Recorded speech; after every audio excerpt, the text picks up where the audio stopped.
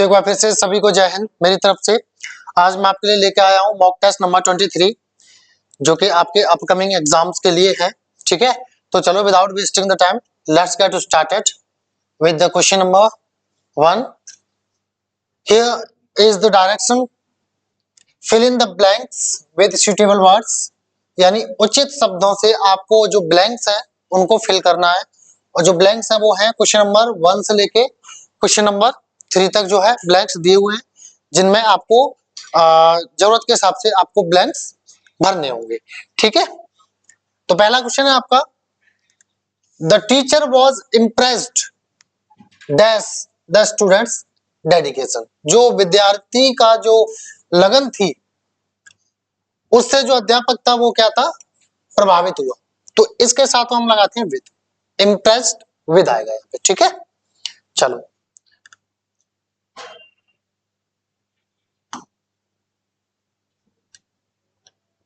अगला देखो जरा। दूसरा क्वेश्चन है, he has been living in this city dash 2015। देखो जब बात होगी किसी पॉइंट की, पॉइंट ऑफ टाइम की बात होगी, पॉइंट ऑफ टाइम की, तब हम लगाते हैं सिंस। और जब बात होगी किसकी, पीरियड ऑफ टाइम की, तब हम लगाते हैं फॉर। फिलहाल यहाँ पे जो 2015 है वो क्या है, पॉइंट है टाइम का, क्या है, पॉइंट है, ना कि पीरियड। तो यहां हम क्या लगाएंगे, सिंस लगाएंगे। ठीक है, तो सिंस 2015। अगला देखिए जरा, द मैनेजर इंसिस्टेड। इंसिस्ट का मतलब होता है जिद करना, इसके बाद में प्रेपोजिशन पूछ रहा है वो आता है आपका ऑन। ठीक है, strict discipline in the office. Manager ने इस चीज के लिए जिद की कि ऑफिस में जो है सख्त जो है डिसिप्लिन होना चाहिए। ठीक है, तो आपका क्या आएगा आंसर, ऑन। अगला देखिए, क्वेश्चन नंबर 4 के लिए डायरेक्शन है, choose the correct synonym for the given word. जो नीचे शब्द है उसके लिए आपको उचित जो है क्या है सिनोनिम देखना है। वेग, वेग मतलब होता है अस्पष्ट, यानी which is not clear. Clear मतलब स्पष्ट, अनक्लियर मतलब अस्पष्ट, डेफिनिट निश्चित, प्रिसाइज मतलब संक्षिप्त। ठीक है, तो आपका क्या आएगा आंसर, इसका बी आएगा। ठीक है,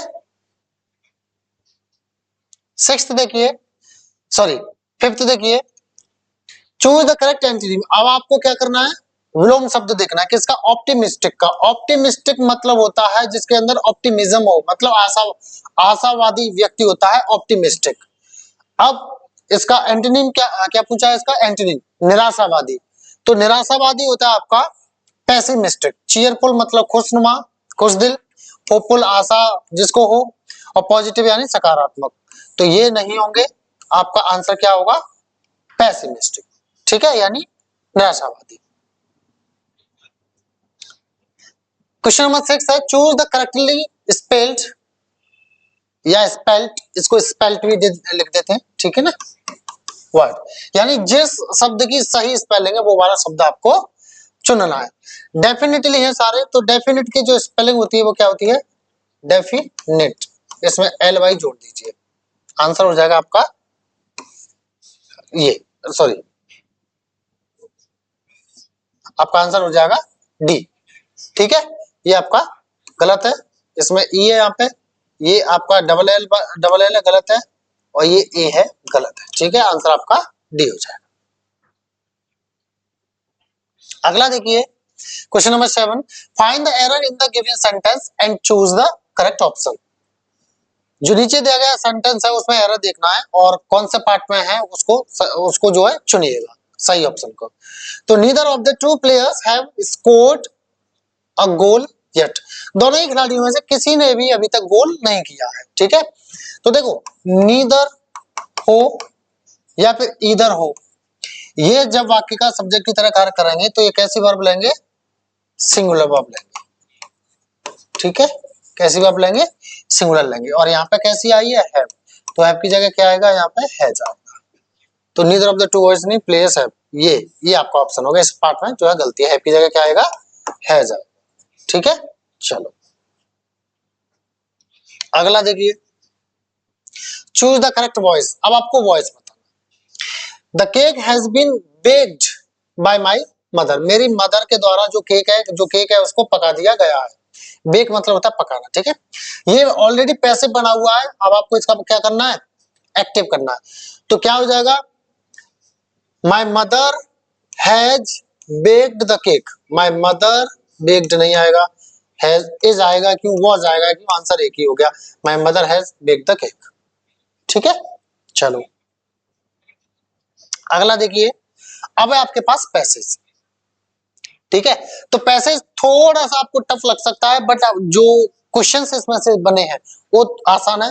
बस आपको कई बार क्या है, डराने के लिए पैसेज को आपको ऐसा दे देते हैं कि आप उसको पढ़ करके आपको लगे कि नहीं हमसे नहीं होगा, पर क्वेश्चंस जो है जरूरी नहीं है कि वो टफ हो, तो क्वेश्चंस थोड़े आसान है, ठीक है ना। चलो पहले समझते हैं इसको, पैसेज को, ठीक है। द राइट ब्रदर्स, जो राइट भाई थे जिनका नाम क्या है, ऑरिविल एंड विल्बर, ठीक है, are credited with inventing and building the world's first successful airplane. उनको इस चीज का श्रेय दिया गया है कि उन्होंने क्या बनाया, दुनिया का पहला सफल वायुयान उन्होंने बनाया, ठीक है, उन्होंने बनाया, ठीक है। कब बनाया, अब देखते हैं आगे, एडिशनल इंफॉर्मेशन है। ऑन डिसंबर 17, 1903, यानी 1903 में 17 दिसंबर को they made their first forward flight in Kitty Hawk, North Carolina, ठीक है, कैरोलिना भी बोलते थे इसको, ठीक है लोग। तो उन्होंने क्या है, पहली जो उड़ान थी वो उन्होंने किटी हॉक में, जो कि कहाँ है, उत्तरी कैरोलिना में है, तब उन्होंने पहली उड़ान भरी। यानी कब, 17 दिसंबर 1903 में किटी हॉक, नॉर्थ कैरोलिना में उन्होंने पहली उड़ान भरी थी। Their success was the result of years of research and experimentation with gliders and control systems. उनकी जो सफलता थी ना, वो किसका रिजल्ट था, कि उन्होंने सालों साल रिसर्च की और एक्सपेरिमेंट्स किए थे, ठीक है ना, प्रयोग करे थे ग्लाइडर्स से और कंट्रोल सिस्टम होते हैं उनसे, ठीक है ना। ग्लाइडर्स में तरह के खासकर कई बार तो ऐसे होते हैं जिनमें इंजन नहीं होता है खासकर, तो वो उड़ते हैं, उनसे प्रैक्टिस करते हैं, ठीक है ना। तो वो प्रैक्टिस सालों साल उन्होंने की, और कंट्रोल करने के उसको जो सिस्टम होते हैं उनकी भी उन्होंने सालों साल प्रैक्टिस की, उसका रिजल्ट था ये कि वो फ्लाइट उड़ा सके। This invention revolutionised transportation and paved the way for modern aviation. ये जो इन्वेंशन हुआ था, ये जो नई चीज लेके आए थे, बनाया था, इसने क्या है, क्रांति ला दी थी यातायात में, और आधुनिक जो जो जो जो वायुयान का जो जो सेक्टर है उसके लिए क्या था, रास्ता बिछा दिया था, रास्ता बना दिया था, मार्ग बना दिया था, ठीक है। चलो ये तो रहा पैसेज, अब देखते हैं questions. Who invented the first successful airplane, यानी ओराविल और विल्बर ने। ऑप्शन में देखते हैं, थॉमस एडिसन नहीं, अलेक्जेंडर ग्राहम बेल नहीं, हेनरी फोर्ड नहीं, राइट ब्रदर्स। देखो यहाँ पे ये नाम नहीं दिया, लेकिन क्या दे दिया है, ये वाला नाम दे दिया है, ठीक है ना। तो आंसर आपका क्या हो जाएगा, बी हो जाएगा, ठीक है। चलो अगला देखिए जरा, where did the Wright brothers make their first forward flight, कहां पे बनाई थी उन्होंने, तो देख लो जरा कहां बनाई थी, किटी हॉक में बनाई थी। न्यूयॉर्क नहीं, कैरोलिना, वॉशिंगटन नहीं, शिकागो नहीं। देखो अब यहाँ पे इन्होंने क्या है, किटी हॉक नहीं दिया है और ना ही नॉर्थ दिया है, सिर्फ क्या दे दिया है, कैरोलिना दे दिया, ठीक है। तो आपको ऑप्शन पैसेज के हिसाब से, ऑप्शंस के हिसाब से चलना होगा, बी ऑप्शन अगेन होगा, ठीक है।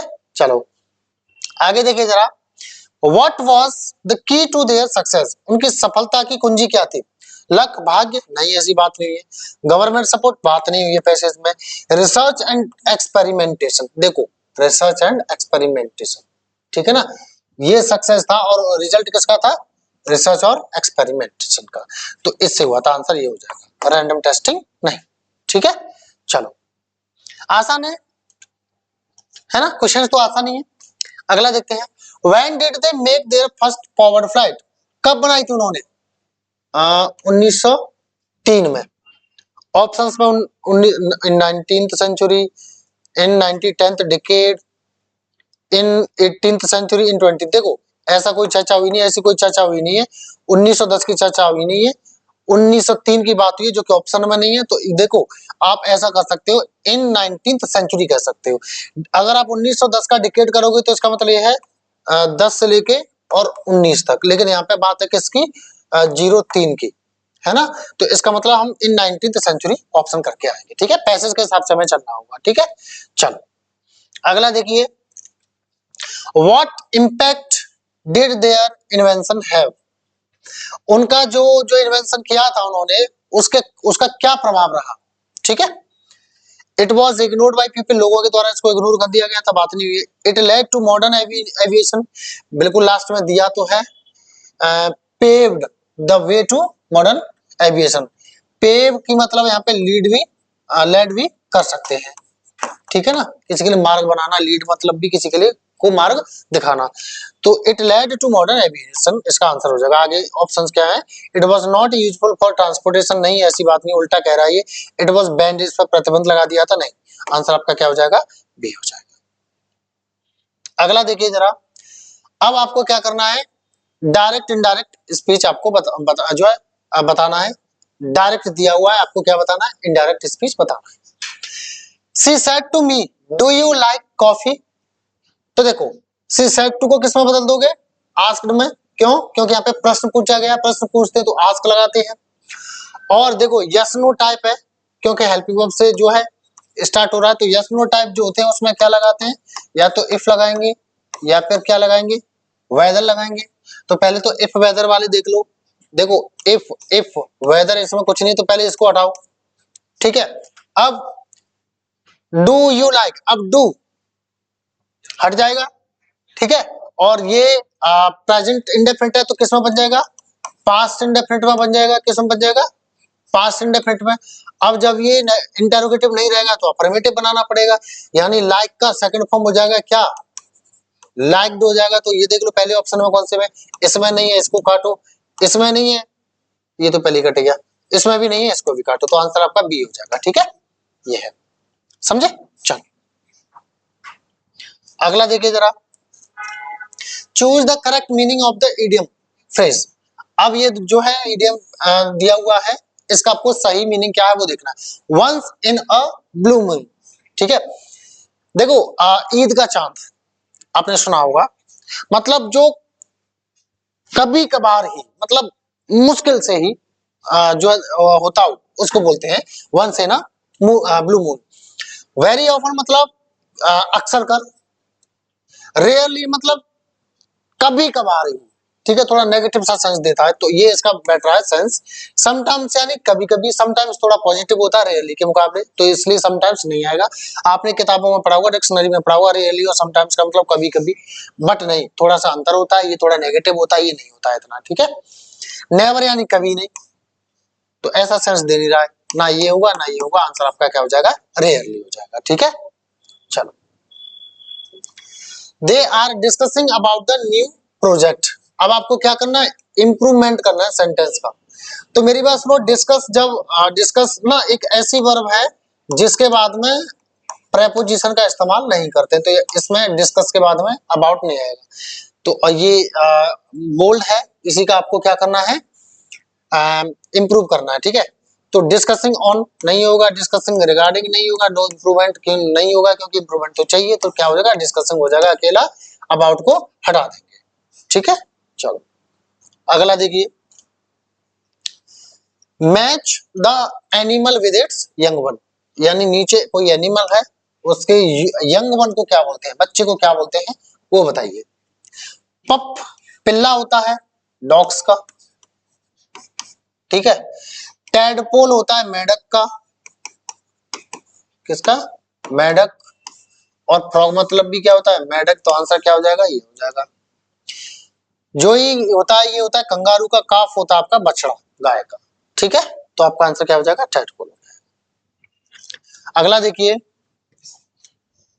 Choose the correct degree of comparison. अब आपको डिग्री बताना, she is taller than wise, गलत है, ठीक है। She is taller than wise, ये भी गलत है। She is more taller than wiser, गलत है। She is more tall than wiser, गलत है। अच्छा 5 ऑप्शन दे दिए, ठीक है। चलो देखो, इस वाक्य को पढ़ के समझिए जरा कि किसकी बात हो रही है, अकेली सी की, और दोनों जो क्वालिटीज है वो किसकी हैं, इसकी। तो जब एक पर्सन की दो क्वालिटीज की आपस में तुलना हो रही हो, आपस में तुलना हो रही हो, तो इन दोनों ही क्वालिटीज यानी दोनों ही एडजेक्टिव्स को कैसे रखेंगे हम, पॉजिटिव डिग्री में रखेंगे। किसमें, पॉजिटिव डिग्री में रखते हैं, ठीक है। अब तुलना हो रही है इनकी, तो इनसे पहले हम लगा क्या देंगे, मोर लगा देंगे, ठीक है। तो देखो पहला देखो, सी इज टॉलर देन वाइजर, वो होशियार से लंबी ज्यादा है, तो नहीं, ये दोनों कंपैरेटिव में आ गए। सी इज टॉलर देन वाइज, ये तो पॉजिटिव में है लेकिन ये नहीं है, और मोर भी नहीं है। अब यहाँ पे मोर भी दिया है लेकिन ये कंपैरेटिव है, ये भी कंपैरेटिव है, नहीं। अब यहाँ पे देखो मोर दिया है, ये पॉजिटिव है लेकिन ये कंपैरेटिव है, नहीं। अब यहाँ पे देखो मोर दिया है, ये भी पॉजिटिव है और ये भी पॉजिटिव है, तो आंसर आपका क्या हो जाएगा, डी आपका आंसर हो जाएगा, ठीक है। चलो अगला देखो, अगला है remove too from the given sentence. नीचे दिया गया सेंटेंस है, इसमें क्या है, टू दिया हुआ है, टू को हटाना है और सेंस बदल लेना, वाक्य इसी तरह से बनाना है। तो he is too weak to run this much, वो इतना दौड़ने के लिए कुछ ज्यादा ही कमजोर है। तो हम इसको इस तरह से बना सकते हैं, वो इतना कमजोर है कि इतना नहीं दौड़ सकता। तो he is very weak to run, नहीं। He is so weak to run, नहीं, टू नहीं आता सो के साथ। He is so weak that he will not run this much, वो इतना कमजोर है कि इतना नहीं दौड़ेगा, नहीं, ऐसा नहीं आएगा, कैन आएगा। He is so weak that he can not run this much, answer आपका डी हो जाएगा, ठीक है। चलो लास्ट क्वेश्चन देखिए जरा, fill in the blank with the correct article, a and the और नो आर्टिकल, ठीक है ना। चलो, she adopted dash European puppy from the shelter, आश्रय से उसने क्या है, एक यूरोप के पिल्ले को गोद लिया, ठीक है। चल तो देखो, अब आपको यहाँ पे आपने एक चीज पढ़ी होगी, अगर वॉवेल से साउंड आता है तो हम क्या लगाते हैं, एल लगाते हैं, और कॉन्सोनेंट साउंड आता है तो हम क्या लगाते हैं, एल, ए लगाते हैं। अब कुछ बच्चे क्या है, ई यू, सबको पता है ये क्या होती है, वॉवेल्स होते हैं। पर ये देखो जरा, इसको हम लिखेंगे कैसे, हम इसको ऐसे लिखेंगे ना, यूरोपियन, यानी ये क्या है, कॉन्सोनेंट है। तो कॉन्सोनेंट है तो क्या एन आएगा यहाँ पे, नहीं, क्या आएगा, ए आएगा, ठीक है। चलो तो यहाँ पे क्या लगा दोगे, ए लगा दोगे, आंसर आपका ए हो जाएगा, ठीक है। तो ये तो रहा आपका 23rd आपका मॉक टेस्ट, बाकी आगे भी मैं आपके लिए लाता रहूंगा, है ना, इसी तरह से। और भी हेल्पफुल मटेरियल जो भी आपको चाहिए मुझे बता सकते हो कमेंट करके, और मोबाइल नंबर हमारे दिए हुए हैं, इन पे मैसेज कर सकते हो, व्हाट्सएप कर सकते हो, ठीक है। तो अगर वीडियो लगा हो, हेल्पफुल है तो प्लीज लाइक कर दो, और चैनल को सब्सक्राइब नहीं किया तो कर लीजिए, ठीक है। थैंक यू एंड जय हिंद सभी को।